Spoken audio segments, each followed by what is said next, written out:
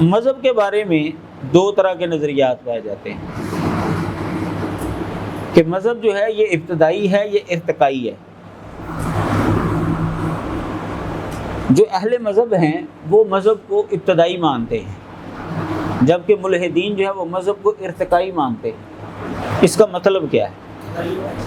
ابتدائی اور ارتقائی، ارتقاء، اس کا مطلب کیا ہے؟ اہل مذہب یہ کہتے ہیں کہ جب سے دنیا میں انسان آیا ہے مذہب بھی اس کے ساتھ ہی آیا تھا۔ ابتدائی، یہ اہل مذہب کا نظریہ ہے۔ جب سے پہلا انسان دنیا میں آیا اسی وقت سے مذہب بھی ساتھ ہے۔ اسلام کا اس کے بارے میں یہ دعویٰ ہے، اما یأتینکم منی ھدی فمن تبع ھدایا فلا خوف علیہم ولا ھم یحزنون۔ کہ آدم علیہ السلام کو اللہ تعالیٰ نے جب دنیا میں بھیجا تو اس کے ساتھ یہ اعلان کر دیا تمہارے پاس ہدایت آئے گی میری جانب سے۔ جبکہ ملحدین کا یہ کہنا ہے کہ مذہب ارتقائی ہے، یعنی شروع میں جب انسان بنا تھا ان کے نزدیک تو ارتقاء کے نتیجے میں بنا ہے نا۔ انسان جب بنا، بندر سے جب انسان بنا اور اس کے اندر شعور آیا تو اس وقت اس کا کوئی مذہب نہیں تھا، کوئی خدا نہیں تھا، لیکن شعور چونکہ ابھی اس کا کچا تھا، دنیا کے اندر حادثات ہوتے تھے، بڑے معاملات ہوتے تھے، اس کو ان کی توجیحات کا علم نہیں ہوتا تھا، تو وہ ان کی توجیحات کو کسی ندیدہ ہستی کے طرف جو ہے نا وہ منسوب کرنا شروع ہو گیا۔ وبا پھیلی ہے تو اس نے کہا کہ جو ہمارا خدا ہے نا وہ ہم سے ناراض ہو گیا۔ سیلاب آ گئے تو اس نے کہا خدا نے جو ہے نا ہمارے اوپر جو ہے نا وہ سزا کے طور پر اس کو بھیجا، وغیرہ وغیرہ۔ یوں آہستہ آہستہ جو ہے نا ان کے اندر مذہب اور خدا کا نظریہ جو ہے نا وہ آتا گیا۔ یعنی اہل مذہب کے مطابق مخلوق کون ہے؟ انسان، اور خالق کون ہے؟ خدا۔ ملحدین کے نزدیک مخلوق ہے خدا اور خالق کون ہے؟ انسان۔ انسان نے خدا کو گڑھا ہے، انسان نے مذہب کو گڑھا ہے، بذات خود وہ کچھ نہیں۔ جبکہ اہل مذہب کے نزدیک انسان جو ہے وہ کس کی پروڈکٹ ہے؟ خدا کی۔ انسان کس کی مخلوق ہے؟ خدا کی۔ یہ فرق ہے۔ تو یہ ملحدین کا نظریہ ہے۔ ہمارا نظریہ کیا ہے کہ مذہب کیا ہے؟ ابتدائی ہے۔ اس کی جو دلیل ہے، ایک تو ہمارے جو مذہبی لٹریچر ہے اس کے اندر تو دلیلیں موجود ہی ہیں۔ مشاہداتی طور پر جو اس کی دلیل آپ پیش کر سکتے ہیں نا کہ مذہب جو ہے یہ ابتدائی ہے، ارتقائی نہیں ہے، وہ یہ کہ دنیا کے اندر ریسرچ کر لے، جو سب سے پرانی تہذیب آپ کو ملے گی، جو سب سے پرانا مذہب آپ کو ملے گا، اس کے اندر خدا کا تصور موجود ہے، اس کے اندر زندگی گزارنے کے اصول اور ضابطے جو ہیں وہ خدائی موجود ہوں گے۔ یعنی مذہب کے اندر آپ جو سب سے پرانی تہذیب آپ زمینوں سے کھود کر نکالیں، وہاں پر آپ کو خدا کا تصور ملے گا، وہاں پر آپ کو اصول اور ضابطے مذہبی ملیں گے۔ یہ ہڑپا کی تہہ ہو جائے یا مونجو داڑو کی ہو جائے یا کوئی بھی ایسی تہذیب جس کو وہ سب سے قدیم ترین کہتے ہیں۔ یعنی ہمارے پاس، اہل مذہب کے پاس نسل در نسل باقاعدہ چین موجود ہے، باقاعدہ سند موجود ہے۔ مذہب جو ہے وہ صدیوں سے چلا آ رہا ہے، مذہب جو ہے وہ۔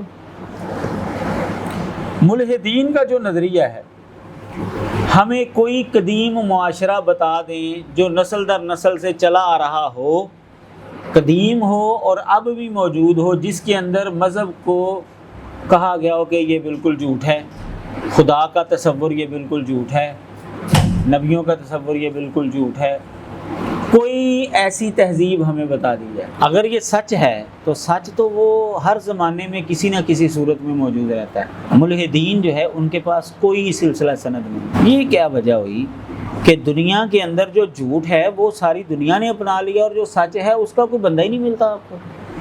یہ کیسے ہو سکتا ہے؟ اور یہ سچ بھی کوئی اتنا چھوٹا نہیں ہے کہ چلو یار یہ خیر ہے، یہ سب سے بنیادی سچ ہے۔ خدا کا تصور، مذہب کا تصور، یہ سب سے بنیادی سچ ہے۔ اور اس کے اوپر ساری دنیا ہی جو ہے وہ جھوٹ کے اوپر کٹھی ہو گئی ہے. اور پھر یہ آج کل نہیں ہوئی، یہ صدیوں سے چلی آ رہی ہے. جب سے انسان کا وجود ملتا ہے، تاریخ جہاں تک آپ کو لے کر جائے گی پیچھے، اور وہاں پر انسان اگر آپ کو کھڑا ملے گا نا تو وہ آپ کو خدا کے ساتھ جڑا ہوا ملے گا، مذہب کے ساتھ جڑا ہوا ملے گا. جبکہ ملحدین کو اپنا موقف ثابت کرنے کے لیے ایسی دلیل نہیں میسر آئے گی. مثلا سب سے پرانا جو مذہب اس وقت دنیا میں سمجھا جاتا ہے وہ ہندو مذہب سمجھا جاتا ہے. تو ان کے اندر خدا کا بھی تصور موجود ہے، مذہب کا تصور بھی موجود ہے. اس سے پرانا بھی اگر کوئی آپ کو مذہب مل جائے گا اس کے اندر بھی یہ چیز ملے گی. تہذیب جو ملے گی اس کے اندر بھی آپ کو یہ چیز ملے گی. تو یہ سب سے بڑی دلیل ہے، مضبوط ترین دلیل ہے کہ مذہب جو ہے وہ کیا ہے، ابتدائی ہے، ارتقائی نہیں ہے. تقابل ادیان کیا ہے؟ یہ تو ہوگی مذہب کے حوالے سے چند باتیں. تقابل ادیان کیا ہے؟ جب آپ یونیورسٹیوں کے اندر جائیں گے نا تو آپ کے سامنے تقابل ادیان پڑھانے والے جو پروفیسر حضرات ہیں نا وہ ایک بات کریں گے. عموماً جو وہ کرتے ہیں، کہتے ہیں جی تقابل ادیان جو ہے نا یہ درست نہیں ہے، مطالعہ ادیان جو ہے نا یہ لفظ درست ہے. یہ ہمارے یونیورسٹیوں اور کالجوں کے جو حضرات ہیں نا یہ متاثر ہوتے ہیں یورپ سے. یورپ کے اندر جو تحریک چلتی ہے نا بس یہ اس کی ہوا کے اندر جو ہے نا اڑنا شروع ہو جاتے ہیں. وہاں پر جو پوائنٹ اٹھایا جاتا ہے نا وہ یہاں پر بھی لاگو کرنے کی کوشش کرتے ہیں. وہاں پر جو ہے وہ تقابل ادیان کی بجائے جو ہے نا وہ مطالعہ ادیان کا لفظ جو ہے وہ استعمال ہونا شروع ہو گیا ہے. تو کہتے ہیں جی یہ لفظ استعمال کرنا چاہیے، تقابل ادیان سے جان چھڑاتے ہیں. وجہ کیا ہے؟ تقابل ادیان کا مطلب ہوتا ہے کہ مذاہب کا آپس کے اندر اصول اور ضوابط میں ایسا تقابل کرنا کہ جس کے نتیجے میں یہ نمایاں ہو جائے کہ کون سا مذہب جو ہے وہ سچا ہے اور کون سا تحریف کا شکار ہو چکا ہے. اب جب آپ یہ کام کریں گے تو اس کے لیے آپ کو دوسرے مذہب کے اوپر تنقید بھی کرنی پڑے گی، اس کی خامیاں بھی بیان کرنی پڑیں گی. تو ان کا کہنا یہ ہے کہ نہیں مطالعہ ادیان یعنی یہ صحیح ہے. جی مطالعہ ادیان کا مطلب کیا ہے؟ مطلب یہ ہے کہ آپ اپنا مذہب جو ہے وہ بیان کر دیں، اس کی خوبیاں جو ہیں وہ لوگوں کے سامنے رکھ دیں، دوسرے مذہب کی بھی خوبیاں لوگوں کے سامنے رکھ دیں، تنقید نہ کریں کسی کے اوپر. لوگوں کی اپنی مرضی ہے، وہ جون سا مرضی مذہب جو ہے وہ قبول کر دیں. یعنی وہ تنقید کو جو ہے نا کہتے ہیں یہ درست نہیں ہے، جبکہ یہ نظریہ ہی اسلام کے خلاف ہے.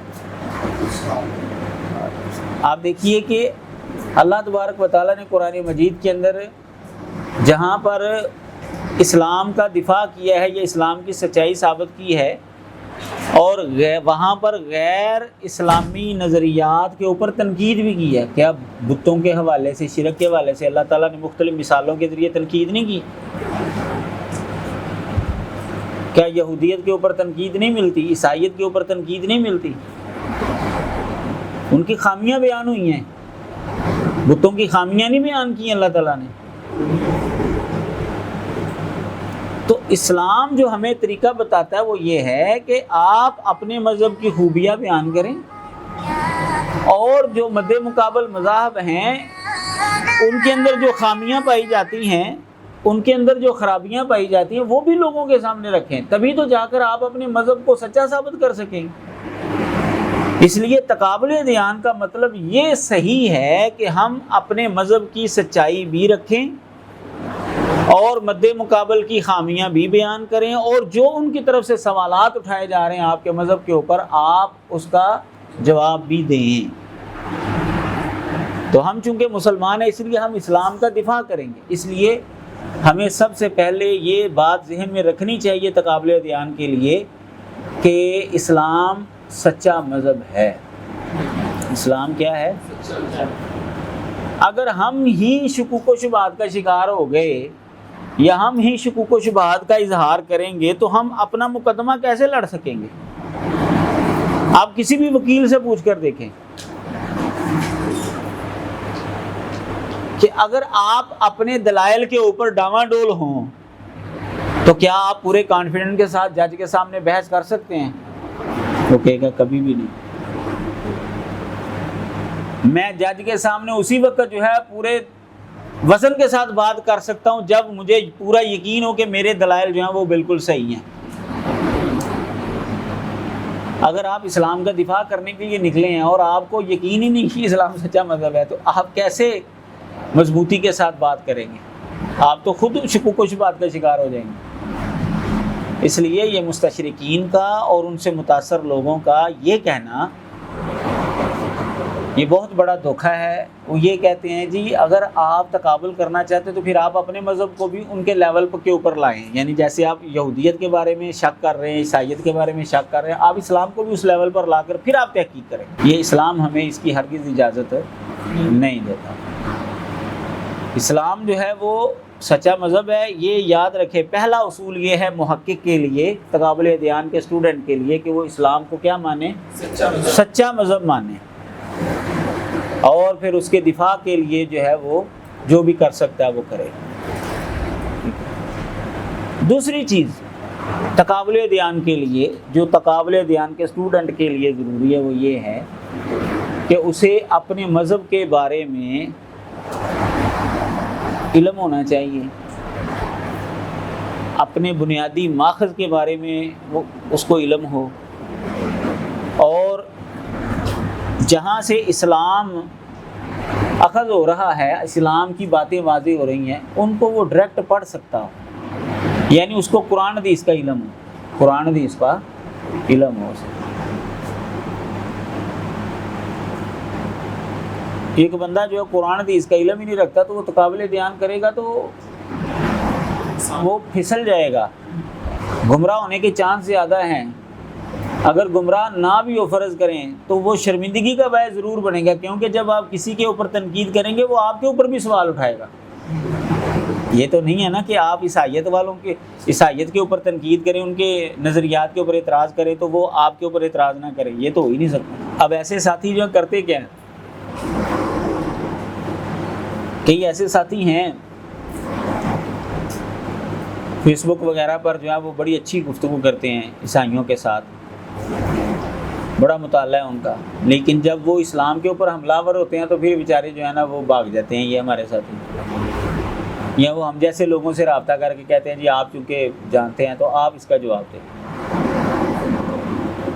اور پھر ایک چیز اگلی بھی یہ بھی ہوتی ہے کہ بسا اوقات وہ جس بات کا جواب نہیں نہ آ رہا ہوتا، مثلا بخاری شریف کی حدیث ہے تو وہ اس کا انکار کر دیں گے، جی یہ کسی راوی کو غلطی لگی، چلیں یہ نبی علیہ السلام کی حدیث نہیں ہے، یہ صحیح نہیں ہے۔ مثلا حضرت عائشہ رضی اللہ تعالیٰ عنہ کی جو عمر کا حوالہ ہے قرآن بخاری شریف کے اندر، کہ 6 سال کی عمر میں نکاح ہوا، 9 سال کی عمر میں رخصتی ہوئی ہے، تو اب جو قرآن حدیث کا علم نہیں رکھتے تو وہ کہتے ہیں جی یہ راوی کو غلطی لگی، اصل میں 18 سال ان کی عمر تھی، 18-19 سال ان کی عمر بنتی ہے، یہ حدیث صحیح نہیں ہے۔ اب بخاری شریف کی حدیث کا انکار کر رہے ہیں، وجہ علم نہیں ہے بیچاروں قرآن حدیث کا۔ اس لیے جو تقابل ادیان کا اسٹوڈنٹ ہے نا، اس کے لیے سب سے پہلی چیز یہ ہے کہ وہ اسلام کو سچا مانے، دوسری چیز یہ ہے کہ اسے اپنے مذہب کے بارے میں علم ہونا چاہیے، قرآن حدیث کو وہ بخوبی جانتا ہو۔ اس لیے میں نے کئی جگہ پر یہ بات کہی ہے کہ جو مدارس کے طلبہ ہیں نا انہیں اس فیلڈ کے اندر آنا چاہیے۔ یہ پروفیسر حضرات اسکول اور کالجوں والے جو ہیں نا، جو دین کا نہیں پڑھے ہوئے، ان کا اس فیلڈ کے اندر آنا جو ہے نا وہ ٹھیک ہے، فائدہ تو ہے ہی لیکن خطرہ بھی ہے، وہاں پر خطرہ بھی بہت زیادہ ہے۔ لیکن اگر قرآن حدیث کو جاننے والے آئیں گے تو یہاں پر فائدہ زیادہ ہے، فائدہ زیادہ ہے۔ کوئی کا دکا چلو کوئی مرتد ہو بھی جاتے ہیں، مولوی بھی تو مرتد ہو سکتے ہیں نا، لیکن بہت کم ہے، بہت کم۔ تیسری چیز جو اسٹوڈنٹ کے لیے ضروری ہے وہ یہ، یاسر واجدی اچھا آدمی ہے، الہاد کے والے سے بہت کام کیا اس نے، کر رہا ہے۔ قیصر احمد راجہ، قیصر احمد راجہ وہ عالم دین تو نہیں ہے لیکن وہ ٹھیک ہے، جدید افکار پر، جدید افکار کے اوپر اس کی اچھی پکڑ ہے، ٹھیک ہے وہ۔ اور یہ اس پر ساحل ندیم بات کرتے ہیں۔ ساحل ندیم نہیں صحیح بنا۔ گمراہ بننے کی ایک نشانی یاد رکھیں، گمراہ بننے کی یہ نشانی یاد رکھیں کہ وہ اپنے علم کو آنا ولا غیری کے درجے پر رکھے گا اور علماء کو جو ہے نا وہ خوب رگڑا لگائے گا اور علماء سے لوگوں کو متنفر کرے گا۔ جو وہ نظریہ پیش کر رہا ہے یا جو وہ مطلب بیان کر رہا ہے نا کسی آیت کا یا حدیث کا، اس کے بارے میں وہ یہ ایسے بیان کرے گا کہ جیسے اس کے علاوہ کسی دنیا والوں کو بات سمجھ آئی ہی نہیں، وہ سارے جھوٹی بولتے رہے۔ اور پھر مولویوں کو جو ہے نا وہ خوب گندا کرنے کی کوشش کرے گا، کیونکہ لوگوں نے جو تصدیق کروانی ہے، کروانی کس سے ہے؟ علماء سے کروانی ہے۔ تو علماء کو جب وہ گندا کر کے پیش کریں گے تو عوام جو ہے ان سے متنفر ہو چکی ہوگی، وہ ان کے پاس جائیں گے نہیں، تو اس کی بات کوئی سچا سمجھیں گے۔ گمراہ بندے کی یہ نشانی یاد رکھیں، جو بندہ علماء کے اوپر جو ہے نا وہ تانا زنی کرتا ہے نا اور اپنے علم کو جو ہے نا وہ حرف آخر سمجھ رہا ہے، وہ بندہ صحیح نہیں ہے، وہ گمراہ بندہ، پکی بات ہے۔ ساحل ندیم کے اندر یہ بیماری ہے۔ ان کی حالیہ ڈیبیٹ بھی ہوئی ہے ساحل ندیم ساحل ندیم کی قیصر احمد راجہ کے ساتھ، صرف اس بات پر قیصر احمد راجہ علماء کو ڈیفینڈ کرتا ہے۔ اس نے ایک جملہ بولا کہ ساحل ندیم نے کہ آپ کو کیا پڑی ہے، آپ ان مولویوں کے دفاع کرتے ہیں، تو قیصر نے کہا تو آپ کیا چاہتے ہیں کہ میں آپ کی جوتے اٹھاؤں؟ علماء ہمارے سر کا تاج ہے، ان کا دفاع کریں گے۔ سلام ساجی، وہ کیونکہ ان کا زیادہ تعلق دو بندیوں کے ساتھ ہے نا، ان کا قیصر احمد راجہ کا وہ بات، تو اس نے میرا خیال ہے کہ شاید ہوگی کی وجہ سے نا وہ انہوں نے ایک پروگرام میں کہا کہ میں ان سے پوچھنا آپ کا کون سا وہ، انہوں نے کہا میں ماتریدی ہوں، ان کو ماتریدی کہتے ہیں، شاید ان کو پتہ نہیں ہے اس بارے میں، یا تو میں میرے ذہن میں تھا کہ شاید کوئی اہل حدیث عالم ان سے ملے تو ان سے ضروری بات کریں، تو بھی آپ ماتریدی ہیں، آپ کو پتہ ماتریدی کیا ہے، کیا مطلب ہے؟ تو وہ خود کو ماتریدی کہتے ہیں، کیونکہ ان کا تعلق زیادہ ریاست میں ماضی سے نا وہ بھی ماتریدی دوسرے سے۔ تو اگر آپ کی ملاقات ہو تو آپ ان سے یہ بات کیجیے، کیا کروں اس سے بات؟ کیا ماتریدی آپ کو پتہ ماتریدی کون ہے؟ اس کو پتہ ہے ماتریدی کسے کہتے ہیں، تو پھر وہ ڈبیٹ کرتا نہیں اس موضوع کے اوپر۔ وہ مسلمانوں کی جو آپسی ڈبیٹیں ہیں نا وہ اس کے اوپر نہیں گفتگو کرتا۔ میری ملاقات ہوتی رہتی ہے اس سے، میری ملاقات ہوتی رہتی ہے، فون پہ بھی رابطہ ہوتا رہتا ہے۔ پرسنل طور پہ میں اصلاح کے لیے کہہ رہا تھا کہ وہ اہل حدیث سے میرا فائدہ تھا کہ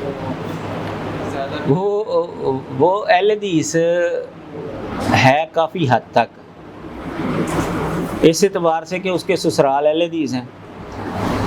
جامعہ سلفیہ کی جگہ جو جنہوں نے دی تھی نا وہ اس کے سسرال ہیں، اور اس نے رفع الیدین شروع کیا تھا حافظ عمر صدیق کا مناظرہ دیکھ کر۔ باقی اس نے تصوف بہت زیادہ پڑھا ہے، اور تصوف بھی پڑھا ہے ایسا جو ہمارے علاقے کا نہیں، افریقہ کا تصوف اس نے کافی پڑھا ہے، اور وہ عجیب و غریب قسم کا تصوف ہے۔ تو اثرات بہرحال اس کے اوپر جو ہے نا یہ ہیں ان چیزوں کے، لیکن وہ ان چیزوں کے اندر جو ہے نا وہ بحث کرتا نہیں ہے۔ تو جب وہ بحث کرتا نہیں ہے تو آپ اس کو کیا سمجھائیں گے؟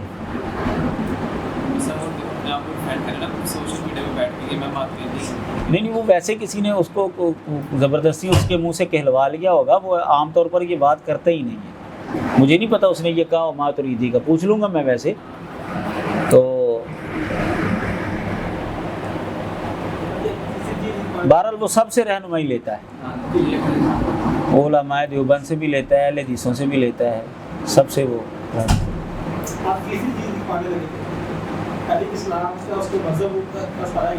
تیسری چیز یہ ہے تقابل ادیان کے اسٹوڈنٹ کے لیے کہ اسے جو ہے نا مد مقابل، یعنی جس مذہب کا تقابل کرنا ہے ان کے عقائد اور نظریات کا علم ہونا چاہیے، اور ان کے بنیادی ماخذوں تک اس کی رسائی ہونی چاہیے،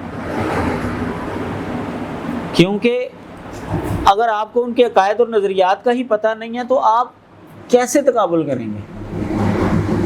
اور اگر آپ صرف عوام کے اندر جو مشہور باتیں ہیں ان کو سامنے رکھ کر آپ ان کے اوپر تنقید کرنا شروع کر دیں گے تو وہ درست طریقہ کار نہیں ہے۔ وہ کہیں گے یار آپ کو تو ہمارے عقیدے کا ہی نہیں پتہ۔ اب میں جب بریلوی تھا نا تو ہمارے قاری صاحب ہمیں یہ بتایا کرتے تھے کہ وہابی جو ہوتے ہیں نا یہ واہ کے بھی ہوتے ہیں اور یہ گستاخ ہوتے ہیں اور یہ کٹے کی طرح جو ہے نا اڑینگتے ہیں، باقاعدہ اس طرح ہمیں بتایا جاتا تھا۔ اور اس طرح کی کئی باتیں جو آپ کو پتہ ہے اہل حدیثوں کے بارے میں مشہور ہیں۔ اب عوامی طور پر یہ باتیں مشہور ہیں۔ اب اگر کوئی عالم دین ان کا ان باتوں کو لے کر آپ کو رگڑا لگانا شروع کر دے تو آپ کیا کریں گے؟ یار بیوقوف ہے، اس کو پتہ ہی نہیں ہمارے عقائد کیا ہے، ہم جو ہے وہ کیا نظریہ رکھتے ہیں، کیا ہمارے اعمال ہیں، ان کو تو پتہ ہی نہیں ہے۔ اسی طرح یعنی جب پھر میں پڑھا تو پتہ چلا کہ نہیں یہ تو سارے گپے ہیں، یہ اہل حدیثوں کے بارے میں اس طرح کی باتیں تو خیر ہے ہی نہیں۔ تو اسی طرح اگر آپ کو علم ہی نہیں ہے کہ عیسائیت کے عقائد اور نظریات کیا ہیں، آپ ان کے اوپر تنقید کرنا شروع کر دیں گے تو کیسے آپ تقابل کر پائیں گے؟ وہ تو پھر ہنسیں گے نا صرف آپ کے اوپر۔ اس لیے ان کے بنیادی عقائد اور نظریات کا علم ہونا چاہیے آپ کو، پھر آپ ان کے ساتھ ڈیبیٹ کریں، آپ ان کے اوپر تنقید کریں، پھر آپ تقابل کریں۔ اگر آپ یوٹیوب کے اوپر دیکھیں گے کہ مناظرہ ہے، وہ منکر حدیث کیا بلکہ وہ تو منکر خدا ہی ہے، شیخ محمد ہے، وہ منکر نبی بھی ہے، وہ پتہ نہیں کیا کیا ہے۔ اچھا اس کا مناظرہ ہوا ہے مفتی عبد الباقی کے ساتھ۔ اب وہ مناظرہ دیکھ کر بندہ جو ہے نا وہ پریشان ہو جائے، او یار مفتی صاحب مصیبت کا دی پئی سی اتنا مناظرہ کرنا۔ یعنی اس بندے نے مفتی صاحب کو خوب رگڑا لگایا، رگیدہ ہے۔ دیکھا آپ نے مناظرہ محمد شیخ اور مفتی عبد الباقی کا جو مناظرہ ہے وہ بڑا پاپولر ہوا ہے ان کا مناظرہ کہ جی شیخ محمد نے جو ہے نا مفتی اتنا بڑا مفتی کراچی کا اس کو جو ہے نا وہ یہ کر دیا وہ کر دیا۔ مفتی صاحب پڑھے لکھے آدمی، ظاہر مفتی ہیں تو پڑھے لکھے آدمی ہیں، لیکن ان کی بنیادی غلطی یہ ہوئی کہ ان کو شیخ محمد کے عقائد اور نظریات کو اور استدلال کا علم نہیں تھا اور وہ اس کے سامنے جا کر بیٹھ گئے۔ اب وہ استدلال کر رہے ہیں، وہ ایتے پڑھ رہے ہیں، مفتی صاحب جو منہ دیکھ رہے ہیں اس کا، ان کو پتہ ہی نہیں چل رہا کہ یہ استدلال کیا کر رہا ہے، اس کا عقیدہ کیا ہے، میں نے اس کے اوپر تنقید کیسے کرنی ہے، اس کو پکڑنا کیسے ہے۔ وہ علم کے بغیر ان کے سامنے جا، ویسے ان کے پاس علم ہے لیکن اس فیلڈ کا ان کے پاس علم نہیں تھا۔ مد مقابل کے عقائد نظریات سے وہ جا کر بیٹھ گئے اور بےعزتی ہوگی ان کی، اور ان کی وجہ سے سارے مسلمانوں کی بےعزتی ہوئی ہے۔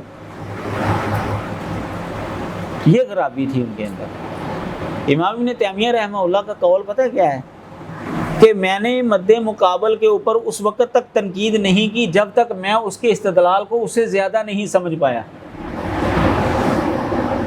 جب مجھے اس سے زیادہ سمجھ آئی ہے نا اس کے استدلال کی کہ اس کا عقیدہ کیا ہے، اس کی دلیل کیا ہے، استدلال کیا ہے، پھر میں نے اس کے اوپر تنقید کی ہے۔ اس لیے تقابل ادیان کے اسٹوڈنٹ کے لیے یہ ضروری ہے کہ آپ جس مذہب کے بارے میں تقابل کرنا چاہتے ہیں آپ کو اس مذہب کے بارے میں بخوبی علم ہونا چاہیے، فریق مخالف کے عقائد اور نظریات کا علم ہونا چاہیے، اور اسی طرح بنیادی ماخذوں تک آپ کی رسائی ہو۔ یہ ثانوی حوالے جو ہے نا یہ تقابل ادیان کے اندر مفید نہیں ہوتے، پھنس جاتا بندہ، پریشانی ہوتی ہے۔ یعنی ثانوی حوالے کسی عالم دین نے کسی کے اوپر تنقید کی اور آپ نے اس کتاب کو پڑھ کر جو ہے نا وہ شروع کر دیا کام، نہیں، آپ کو اس مذہب کے بنیادی ماخذوں تک رسائی ہونی چاہیے، وہ آپ کے پاس ہونے چاہیے۔ جو حوالہ کسی عالم دین نے دیا آپ اس کو کراس چیک کریں کہ وہ وہاں پر ہے بھی کہ نہیں ہے۔ بسا اوقات جو ہے وہ کمپوزنگ کی غلطی ہوتی ہے، بسا اوقات عالم دین کو غلطی لگی ہوتی ہے۔ اگر آپ ثانوی مثلا آپ کسی کے اوپر تنقید کر رہے ہیں، وہ کہتا ہے جی آپ کہتے ہیں جی آپ کی بائبل کے اندر یہ لکھا ہے، اس نے کہا چلو نکال کے دکھاؤ بائبل کے اندر کیا لکھا ہو، آپ وہاں پر کیا کریں گے؟ اگر آپ کے پاس بائبل ہی نہیں ہے تو آپ اس کو کیا دکھائیں گے؟ آپ ساجد میر صاحب کی کتاب دکھائیں گے، جی دیکھیں ان کی کتاب کے اندر لکھا ہوا ہے، ثناء اللہ مرسری صاحب کی کتاب دیکھیں جی یہ لکھا ہوا ہے۔ مولانا رحمۃ اللہ کرانوی کی کتاب دکھائیں گے کہ یہ دیکھیں ان کی کتاب کے اندر لکھا ہوا ہے؟ جب آپ مد مقابل کو حوالہ دکھائیں گے اس کا تو پھر آپ کو اس کتاب سے دکھانا پڑے گا. اس لیے آپ نے تقابل کرنا ہے تو آپ کو مد مقابل کے جہاں پر عقائد اور نظریات کا علم ہونا چاہیے وہاں پر آپ کو ان کے بنیادی ماخذوں تک رسائی بھی ہونی چاہیے. پوائنٹ سمجھ میں ہے؟ اس لیے اگر آپ عیسائیت کو پڑھنا چاہتے ہیں تو آپ کے پاس بائبل ہونی چاہیے. مرزائیت کو پڑھنا چاہتے ہیں تو آپ کے پاس مرزا قادیانی کی کتابیں ہونی چاہیے. باقی علم تو آپ کو آ جائے گا ثانوی کتابوں سے بھی، لیکن اگر آپ اس فن کے اندر مہارت حاصل کرنا چاہتے ہیں اور باقاعدہ تقابل کرنا چاہتے ہیں پھر یہ چیز ضروری ہے. یہ بات یاد رکھیں. آپ کو پتہ ہے، آپ میں سے جو یونیورسٹی کے ساتھ جس کا کوئی تعلق ہے اس کو پتہ ہے کہ یونیورسٹی کے اندر جو ہے وہ حوالہ جو ہے وہ معتبر اور صحیح ترین سمجھا جاتا ہے جو ڈائریکٹ اصل کتاب سے دیا گیا. پی ایچ ڈی کا مقالہ آپ لکھیں یا ایم فل کا مقالہ لکھیں، مصادر اور مراجع جو ہے وہ لکھواتے ہیں. مصادر الگ ہوتے ہیں، مراجع الگ ہوتے ہیں. تو مصدر کو جو ہے نا وہ زیادہ اہمیت دی جاتی ہے. اصل کتاب یہ یاد رہیں گے جی. مذہب دو طرح کا ہے جی، الہامی مذہب اور غیر الہامی مذہب، یا اس کو سامی مذہب اور غیر سامی مذہب بھی کہا جاتا ہے. حضرت نوح علیہ السلام کا بیٹا جو سام ہے نا، اس کی نسل میں جو مذہب ہے ان کو سامی اور الہامی مذہب کہا جاتا ہے. وہ تین ہیں، یہودیت، عیسائیت اور اسلام. اور جو نوح علیہ السلام کا بیٹا سام ہے اس کے علاوہ جو دیگر بیٹے ہیں نا ان کی نسل میں جو مذہب آئے ہیں نا ان کو غیر سامی اور غیر الہامی مذہب کہا جاتا ہے. وہ دو ہیں. وہ مذہب کتنے ہیں؟ دو. ایک ہے آریائی قوم کے اندر جو مذہب آئے اور ایک ہے منگول قوم کے اندر جو مذہب آئے. آریائی قوم کے اندر جو مذہب آئے ہیں اس کے اندر ہے ہندو مت، جین مت، سکھ مت، زرتشت. منگول قوم کے اندر جو مذہب آئے ہیں وہ ہیں شنٹوئزم، تاؤزم، کنفیوشن. ایک مذہب رہ جاتا ہے بدھ مت. بدھ مت کے اندر اختلاف ہے، بعض اس کو آریائی قوم کے اندر لاتے ہیں اور بعض اس کو جو ہے وہ منگول قوم کے اندر لاتے ہیں. اس کے اندر اختلاف ہے. ان کو غیر الہامی مذہب کہا جاتا ہے اور غیر سامی مذہب کہا جاتا ہے. الہامی مذہب کا مطلب کیا ہے اور غیر الہامی مذہب کا کیا مطلب ہے؟ وہ مذاہب کے جن کے اندر یہ تصور پایا جاتا ہے کہ خدا تعالیٰ نے وقتاً فوقتاً انسانوں کے ساتھ کلام. اس کا نام یہودیت ہے. یہ قطعاً جو ہے یہ ابتدا میں ثابت نہیں بھی کہا جاتا ہے اور اسی طرح اس کو صہیونیت بھی کہا جاتا ہے.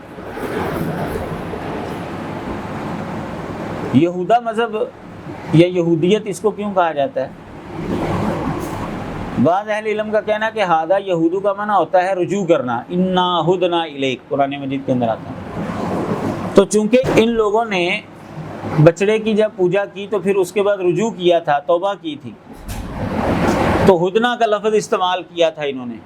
وہاں سے اس مذہب کا نام جو ہے نا وہ یہودیت پڑ گیا. بعض اہل علم کا کہنا ہے کہ ہادہ یہودو کا معنی ہوتا ہے تلاوت کرتے وقت سر کو تیزی سے ہلانا. یہ لوگ جو ہے نا یہ تورات کی جب تلاوت کرتے ہیں نا تو سر کو تیزی سے ہلاتے ہیں، تو اس کی طرف نسبت کرتے ہوئے ان کے مذہب کا نام یہودیت پڑ گیا کہ یہ ایسا مذہب ہے جس میں کتاب تلاوت کرتے ہوئے سر کو ہلایا جاتا ہے. بعض اہل علم کا یہ کہنا ہے کہ یہ حضرت یعقوب علیہ السلام کا جو بیٹا تھا نا یہودا، اس کی طرف، اس کے قبیلے کی طرف، اس کی طرف نسبت کرتے ہوئے اس کا نام جو ہے نا وہ یہودیت پڑ گیا. حضرت یعقوب علیہ السلام جن کا لقب اسرائیل ہے ان کے 12 بیٹے تھے. 4 بیویوں سے 12 بیٹے ہوئے اور ہر بیٹے کی آگے جو نسل چلی تو وہ ایک پورا قبیلہ بن گیا اور اسی کے نام سے معروف ہوا. ان کے کل 12 قبیلے تھے. عیسیٰ علیہ السلام سے تقریباً کوئی 600 سال کے قریب، 600 سال پہلے بابل کا جو بادشاہ تھا بابل یہ عراق کا ایک شہر تھا، وہاں کا جو بادشاہ تھا نبوکد نظر، ہماری کتابوں میں اس کا نام بخت نصر لکھا ہوا ہے، اس نے یروشلم پر حملہ کیا، فلسطین کے اوپر حملہ کیا، ان کی ہیکل تباہ کر دی اور یہودیوں کو پکڑ کر جو ہے نا وہ اپنے شہر میں لے گیا، قید کر دیا وہاں پر جا کے۔ تقریباً 70 سال وہاں پر قید رہے۔ ایران کا بادشاہ فیسا خورس یا سائرس اعظم، اس نے عراق پر حملہ کیا اور وہ غالب آ گیا، اور اس نے قیدیوں کو کہا جو جانا چاہتا ہے اپنے اپنے علاقے میں چلا جائے، مجھے کوئی مسئلہ نہیں۔ یہودی جو ہے وہ وہاں سے آئے، واپس پہنچے تو 2 قبیلے تھے، 10 قبیلے ان کے کدھر گئے ہیں وہ ان کو بھی نہیں پتا۔ یہودا قبیلہ واپس پہنچا اور بنیامین قبیلہ واپس پہنچا۔ یہ دونوں قبیلے جب واپس پہنچے، انہوں نے ہیکل تعمیر کی، خیر یہاں پر رہنا شروع ہو گئی تو ان کی آپس میں لڑائی بھی ہو جاتی تھی، جیسا کہ عام روٹین ہے۔ سائرس اعظم یا فیسا خورس۔ اچھا، یہودا قبیلہ پاور میں تھا، طاقتور تھا، وہ بنیامین قبیلے کو مارتا، ان کے بندے قتل ہو جاتے یا علاقہ چھوڑ کر چلے جاتے یا ان کو غلام بنا لیتے۔ وہ یوں جو ہے نا بنیامین قبیلہ آہستہ آہستہ یہودا قبیلے کے اندر ضم ہو گیا، وہ ختم ہو گیا، اس کا اپنا وجود کیا ہے، باقی کون سا قبیلہ رہ گیا، صرف ایک یہودا۔ تو اس وجہ سے پھر ان کے مذہب کو یہودیت کہا گیا جانے لگا، یہود ان کو کہا جانے لگا، یہودا قبیلے سے ان کا تعلق ہے۔ تو یہ 3 وجوہات ہیں لفظ یہودیت کی وجہ تسمیہ کے اندر۔ ایک ان کا نام جو ہے اس مذہب کا اسرائیلی مذہب یا اسرائیلی خالی کہہ دیا جاتا ہے۔ یعقوب علیہ السلام کی چونکہ یہ اولاد ہے تو حضرت یعقوب علیہ السلام کا نام اسرائیل تھا، تو ان کی طرف نسبت کرتے ہوئے ان کے مذہب کو بھی اسرائیلی مذہب کہا گیا۔ تیسرا نام ہے اس کا عبرانی مذہب، چونکہ یہ حضرت ابراہیم علیہ السلام کے ساتھ اپنا تعلق جوڑتے ہیں، جیسا کہ مسلمان بھی اپنا تعلق ان کے ساتھ جوڑتے ہیں، عیسائی بھی اپنا تعلق ان کے ساتھ جوڑتے ہیں۔ تو ان کے نسب نامے کے اندر جو ہے نا ابراہیم علیہ السلام کے نسب نامے کے اندر ایک ابر نامی شخص آتا ہے، عین کے ساتھ، ابر، عین با اور را، ابر نامی شخص آتا ہے۔ تو اس کی طرف نسبت کرتے ہوئے حضرت ابراہیم کو عبرانی کہا گیا، پھر ان کی آگے اولاد کو عبرانی کہا گیا، یوں ان کے اندر جو مذہب آیا حضرت یعقوب علیہ السلام کی اولاد کے اندر، تو اس کو جو ہے وہ عبرانی مذہب کہا جانے لگا۔ بعض لوگ کہتے ہیں کہ عبر کا معنی ہوتا ہے، عبرانی اس شخص کو کہا جاتا ہے جو کہ صحرا نشین ہو، صحرا کے اندر رہتا ہو، چونکہ یہ بکریاں چرانے والے لوگ تھے اس لیے ان کو عبرانی کہا گیا، تو اس کی طرف نسبت کرتے ہوئے اس مذہب کو عبرانی مذہب کہا گیا۔ بعض کہتے ہیں کہ عبرانی ان کو اس لیے کہا گیا کہ چونکہ ابراہیم علیہ السلام جو ہے نا بابل سے چلے تھے مصر، اور مصر سے گئے تھے کنعان، فلسطین، تو اس سفر کے اندر جو ہے نا وہ دریا ان کو کراس کرنے پڑے تھے، فرات، نیل، یہ دریا کراس کر کے جو ہے نا وہ آئے اور گئے تھے۔ تو عبر کا معنی ہوتا ہے عبور کرنا، چونکہ انہوں نے دریا کراس کیے تھے اس سفر میں، تو اس لیے ان کو عبرانی کہا گیا، پھر آگے جو ہے ان کی نسل کو بھی عبرانی کہا جانے لگا۔ بہرحال یہ تو جہات ہیں کہ ان کے مذہب کو عبرانی مذہب کیوں کہا گیا۔ چوتھا نام ہے اس کا سیہونیت۔ سیہونیت جو ہے نا یہ سارے یہودی مذہب کا نام نہیں ہے، یہ ایک ان کی تحریک ہے، لیکن اب دور حاضر کے اندر جو ہے نا یہ یہودی مذہب کے اوپر یہ لفظ بہرحال بول دیا جاتا ہے، سیہونیت۔ سیہونیت جو ہے نا یہ ان کی ایک تحریک ہے، یہ اصل میں ایک پہاڑ ہے فلسطین کے اندر، یروشلم کے اندر، جس کا نام ہے سیون، سواد کے ساتھ، سیون۔ اس پہاڑ کے اوپر ہیکل ہے ان کی، کہاں پہ؟ فلسطین، یروشلم شہر کے اندر، وہاں پر یہ ہیکل ہے۔ مسجد اقصیٰ وغیرہ نہیں ہے، اب جو مسجد اقصیٰ ہے تو یہ چونکہ ہیکل کے احاطے کے اندر ہے تو وہ وہاں پر ہے، اس پہاڑ کے اوپر، تو وہ مقدس پہاڑ ہے چونکہ ان کے نزدیک، تو اس کی طرف نسبت کرتے ہوئے انہوں نے اپنی تحریک کا نام رکھا سیہونیت، زائنسٹ اس کو نا انگریزی میں کہا جاتا ہے۔ تو اس تحریک کا مقصد کیا ہے؟ پوری دنیا کے اندر غلبہ حاصل کرنا اور گریٹر اسرائیل جو ہے نا اس کو بنانا. یہ جو یہ نیتن یاہو ہے یہ صہیونیت کا کرندہ ہے نا اصل میں. یہ جو ارد گرد کے ملکوں کے اوپر یہ حملہ کرتے رہتے ہیں نا یہ اسرائیلی, یہ اصل میں آہستہ آہستہ جو ہے نا اپنا علاقہ وسیع کر رہے ہیں. وہ جو گریٹر اسرائیل کا جو نقشہ ہے نا وہ انہوں نے کہنا ہے کہ یہ ہمارا اصل میں یہ ہمارا ملک ہے, ہم اس سب کو جو ہے نا وہ اسرائیل بنائیں گے, ہماری حکومت ہوگی اور اس کے ساتھ ساتھ ہمارا مسیحا آئے گا اور پوری دنیا پر ہمارا کنٹرول ہوگا.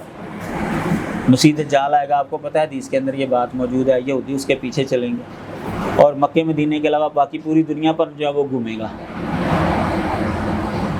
تو وہ اس کا انتظار کر رہے ہیں. وہ تو سمجھ رہے ہیں کہ خدا کی طرف سے ہوگا لیکن وہ تو شیطان کی طرف سے ہوگا. خیر, تو اس تحریک کا نام جو ہے وہ کیا ہے؟